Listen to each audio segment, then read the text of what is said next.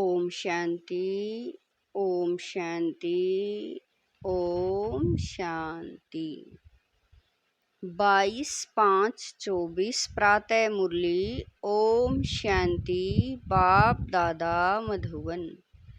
मीठे बच्चे, तुम्हें कर्मातीत बनकर जाना है, इसीलिए अंदर में कोई भी फ्लो नहीं रहना चाहिए। अपनी जांच कर कमियां निकालते जाओ। प्रश्न है, किस अवस्था को जमाने में मेहनत लगती है, उसका पुरुषार्थ क्या है? उत्तर है, इन आँखों से देखने वाली कोई भी चीज सामने न आए। देखते भी न देखो। देह में रहते देही अभिमानी रहो। यह अवस्था जमाने में टाइम लगता है। बुद्धि में सिवाय बाप और घर के कोई वस्तु याद न आए। इसके लिए अंतर्मुखी हो अपनी जांच करनी है, अपना चार्ट रखना है। ओम शांति। मीठे मीठे शकील दे रूहानी बच्चे, यह तो जानते हैं कि हम अपनी दैवी राजधानी स्थापन कर रहे हैं। इसमें राजाएं भी हैं तो प्रजा भी है। पुरुषार्थ तो सब करते हैं। जो जास्ती पुरुषार्थ करते हैं वह जास्ती प्राइज लेते हैं। यह तो एक कॉमन कायदा है। यह कोई नई बात नहीं है। इसको देवी बगीचा कहो व राजधानी कहो, अभी यह है कलयुगी बगीचा अथवा कांटों का जंगल। उसमें भी कोई बहुत फल देने वाले झाड़ होते हैं, कोई कम फल देने वाले होते हैं, कोई कम रस वाले आम होते हैं, कोई कैसे होते हैं। फूलों के, फलों के ऐसे भिन्न भिन्न प्रकार के झाड़ होते हैं। वैसे भी तुम बच्चों में भी नंबरवार पुरुषार्थ अनुसार हैं। कोई बहुत अच्छा फल देते हैं, कोई हल्का फल देते हैं। भिन्न भिन्न झाड़ होते हैं।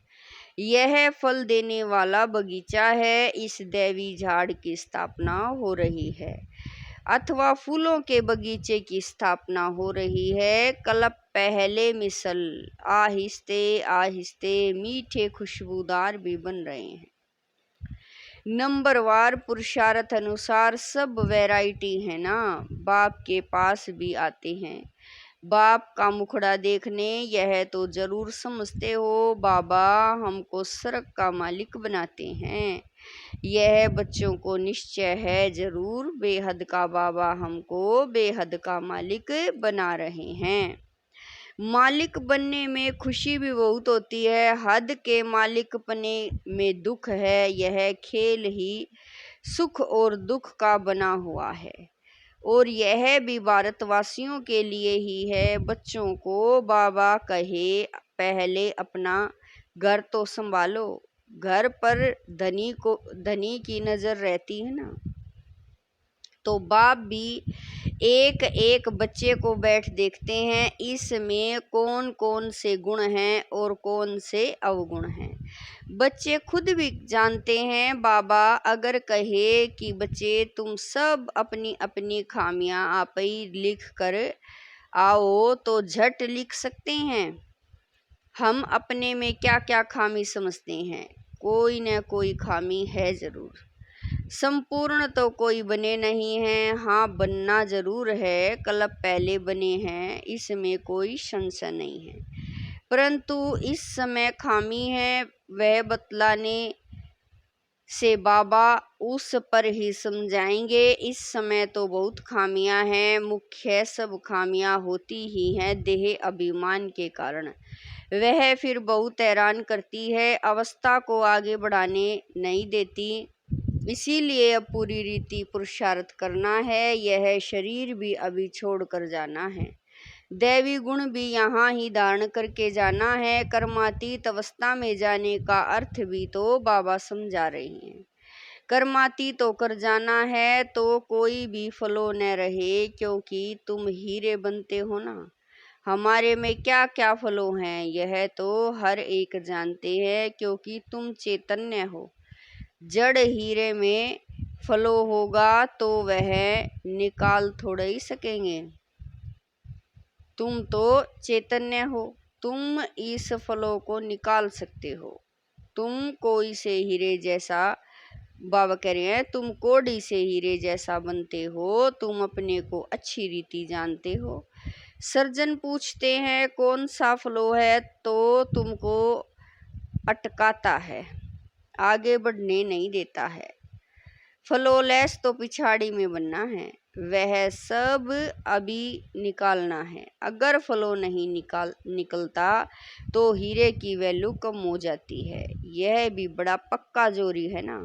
सारी आयु हीरे ही इन आँखों से देखे हैं, ऐसा जोहरी कोई होगा नहीं जिसको इतना हीरो को परखने का शौक हो। तुम भी हीरे बन रहे हो, जानते हो कोई न कोई फलो है जरूर। संपूर्ण बने नहीं हैं, चैतन्य होने कारण तुम पुरुषार्थ से फलो निकाल सकते हो। हीरे जैसा तो बनना है जरूर, सो तब बनेंगे जब पूरा पुरुषार्थ करेंगे। बाप कहते हैं तुम्हारी अवस्था ऐसी पक्की हो जो शरीर छूटने समय अंत में कोई भी याद ना आए। यह तो क्लियर है, मित्र संबंधी आदि सबको भूलना है, संबंध रखना ही है एक बाप से। अभी तुम हीरे बन रहे हो, यह जवाहरात की दुकान है, तुम हर एक जोरी हो। यह बातें दूसरा कोई भी जानता नहीं, तुम बच्चे जानते हो, हर एक के दिल में है। हम विश्व के मालिक बन रहे हैं। पुरुषार्थ अनुसार जिन्हों को उच्च पद मिला है उन्होंने जरूर पुरुषार्थ किया है तो तुम्हारे में से ही ना। तुम बच्चों को ही इतना पुरुषार्थ करना है, इसीलिए बाबा एक एक बच्चे को देखते रहते हैं। जैसे फूलों को देखा जाता है ना, यह कैसा खुशबूदार फूल है, यह कैसा है, इसमें बाकी क्या फलो है, क्योंकि तुम चैतन्य हो। बाबा कह रहे हैं चैतन्य हीरे जान सकते हैं ना हमारे में क्या क्या खामी है। जो बाप से बुद्धि योग तुड़ाए कहाँ न कहाँ भटकाते हैं। बाप तो कहते हैं बच्चे माँ में कम याद करो, दूसरा कोई याद ना आए। गृहस्थ व्यवहार में रहते एक बाप को याद करना है। इन्हों की तो भट्ठी बननी थी जो तैयार हो निकली सर्विस के लिए। देखते हैं पुराने जो हैं वह अच्छी सर्विस कर रहे हैं, थोड़े नए भी ऐड होते जाते हैं। पुराने की भट्ठी बननी थी, भले पुराने हैं तो भी खामियां हैं जरूर। हर एक अपने दिल में समझते हैं कि बाबा जो अवस्था बनाने लिए कहते हैं वह अभी बनी नहीं है। एम ऑब्जेक्ट तो बाप समझाते हैं, सबसे जास्ती खाद है देह अभिमान की, तब ही देह की तरफ बुद्धि चली जाती है। देह में होते हुए देही अभिमानी बनना है। इन आँखों से देखने वाली चीज कोई भी सामने न आए, ऐसी अवस्था जमानी है। हमारी बुद्धि में सिवाय एक बाप के और शांति धाम के कोई भी वस्तु याद न आए, कुछ भी साथ नहीं ले जाना है। पहले पहले हम नए संबंध में आए, अभी है पुराना संबंध। पुराने संबंध की जरा भी याद न आए। गायन भी है अंतकाल, यह अभी की बात है। गीत तो कलयुगी मनुष्यों ने बनाए हैं, परंतु वह समझते थोड़ा ही है। मूल बात बाबा समझाते हैं, एक बाप के सिवाय और कोई याद न आए। एक बाप की याद से ही तुम्हारे पाप कट जाएंगे और पवित्र हीरे बनेंगे। कोई पत्थर तो बहुत वैल्यूएबल होते हैं, मणिक भी वैल्यूएबल होते हैं। बाप अपने से भी बच्चों की वैल्यू ऊंच करते रहते हैं, अपनी जांच करनी होती है। बाप कहते हैं अंतर्मुखी हो, अपने में देखो हमारे में क्या खामी है, कहाँ तक देह अभिमान है। बाबा पुरुषार्थ के लिए भिन्न भिन्न युक्तियाँ समझाते रहते हैं। जितना हो सके एक की याद रहे, भले कितने भी प्यारे हो, खूबसूरत बच्चे बहुत लवली हो, तो भी किसकी याद न आए, यहाँ की कोई भी चीज़ याद ना आए। कोई कोई बच्चे में बहुत मोह रहता है। बाप कहते हैं उन सब से ममत्व मिटाए, एक की याद रखो। एक लवली बाप से ही योग रखना है, उनसे सब कुछ मिल जाता है। योग से ही तुम लवली बनते हो, लवली आत्मा बनती है। बाप लवली प्योर है ना, आत्मा को लवली प्योर बनाने के लिए बाप कहते हैं बच्चे जितना मुझे याद करेंगे तुम अथाह लवली बनेंगे। तुम इतने लवली बनते हो जो तुम देवी देवताओं की अब तक पूजा हो रही है। बहुत लवली बनते हो ना। आधा कल्प तुम राज्य करते हो और फिर आधा कल्प तुम ही पूजे जाते हो। तुम खुद ही पुजारी बन अपने चित्रों को पूजते हो। तुम हो सबसे लवली बनने वाले। परंतु जब लवली बाप को अच्छी रीति याद करेंगे तब ही लवली बनेंगे, सिवाय एक बाप के और कोई याद न आए।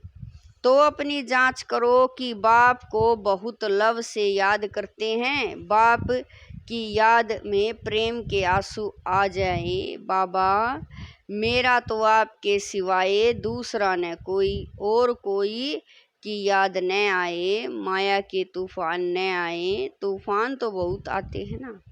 अपने ऊपर बहुत जांच रखनी है। हमारा लव बाप के सिवाय और कोई तरफ तो नहीं जाता है।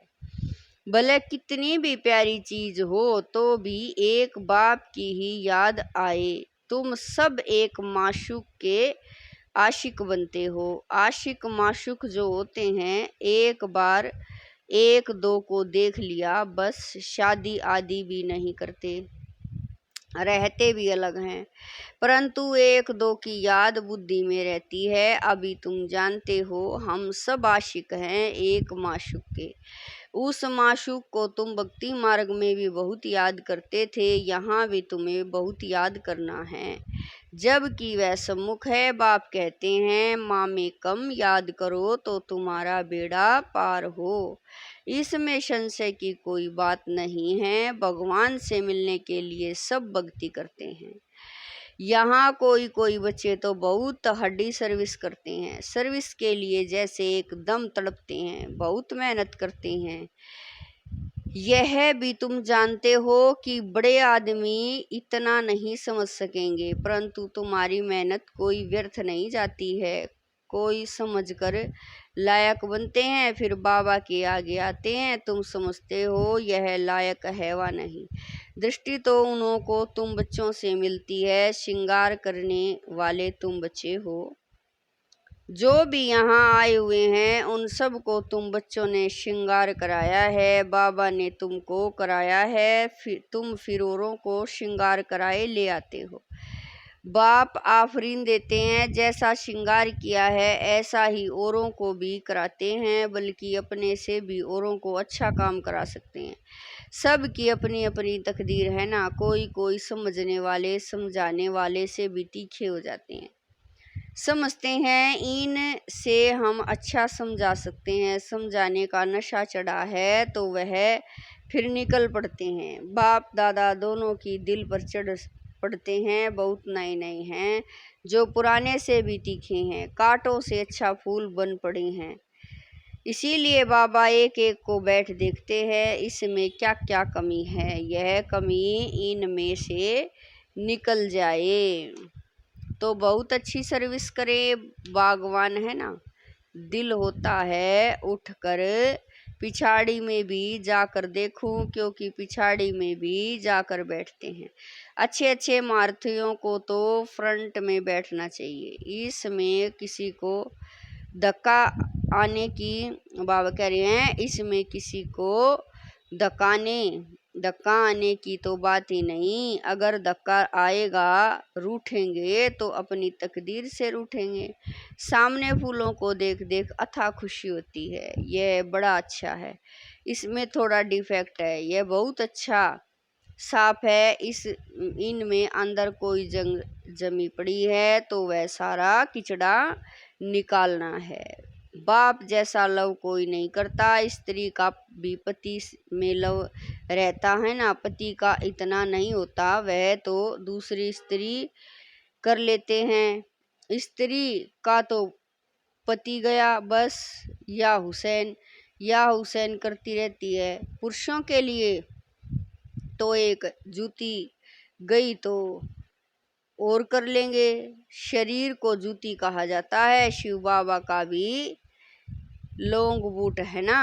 अब तुम बच्चे समझते हो, हम बाबा को याद करेंगे, फर्स्ट क्लास बनेंगे। कोई फैशनेबल होते हैं तो जूतियां भी 4-5 रखते हैं, नहीं तो आत्मा की जूती एक है। पाँव की जूती भी एक होनी चाहिए, परंतु यह एक फैशन पड़ गया है। अभी तुम समझते हो बाप से हम क्या वर्षा पाते हैं। हम उस पैराडाइज के मालिक बन रहे हैं। हेवन को कहा ही जाता है वंडर ऑफ वर्ल्ड। जरूर हेवनली गॉड फादर ही हेवन स्थापन करेंगे। अब तुम प्रैक्टिकल में श्रीमत पर अपने लिए स्वर्ग की स्थापना कर रहे हो। यह तो कितने बड़े बड़े महल बनाते हैं, यह सब खत्म हो जाएंगे। तुम वहाँ क्या करेंगे? दिल में आना चाहिए, यहाँ तो हमारे पास कुछ भी नहीं है। वैसे भी बाबा कह रहे हैं, वैसे ही भले बाहर में घर गृहस्थ में रहते हैं, यह भी समझते हैं सब कुछ बाबा का है। हमारे पास तो कुछ नहीं, हम ट्रस्टी हैं। ट्रस्टी कुछ नहीं रखते हैं, बाबा ही मालिक है। यह सब कुछ बाबा का है। घर में रहते भी ऐसे समझो, साहूकारों की बुद्धि में तो यह बातें आ न सके। बाबा कहते हैं ट्रस्टी हो रहो, कुछ भी करो बाबा को इशारा देते रहो। लिखते हैं बाबा मकान बनाऊं, बाबा कहेंगे बोले बनाओ। ट्रस्टी होकर रहो, बाप तो बैठा है ना। बाप जाएंगे तो सब इकट्ठे जाएंगे अपने घर, फिर तुम चले जाएंगे अपनी राजधानी में। हमको फिर कलप आना ही है पावन बनाने। अपने समय पर आता हूँ। अच्छा, मीठे मीठे स्किल दे बच्चों प्रति माता पिता बाप दादा का याद प्यार और गुड मॉर्निंग। रूहानी बाप की रूहानी बच्चों को नमस्ते। हम रूहानी बच्चों की रूहानी माता पिता बाप दादा को दिलवा जान शिकवा प्रेम से याद प्यार गुड मॉर्निंग नमस्ते। ओम शांति। मेरे बाबा, मीठे बाबा, प्यारे बाबा, लाख लाख शुक्रिया मेरे बाबा। धारणा के लिए मुख्य सार है, नंबर 1, सभी से ममत्व निकाल एक लवली बाप को याद करना है। अंतर्मुख हो, अपनी कमियों की जांच कर निकालना है। वैल्यूएबल हीरा बनना है। नंबर 2, जैसे बाप ने हम बच्चों को श्रृंगार किया है, ऐसे सबका श्रृंगार करना है। तो फूल बनाने की सेवा में लग जाना है, ट्रस्टी होकर रहना है।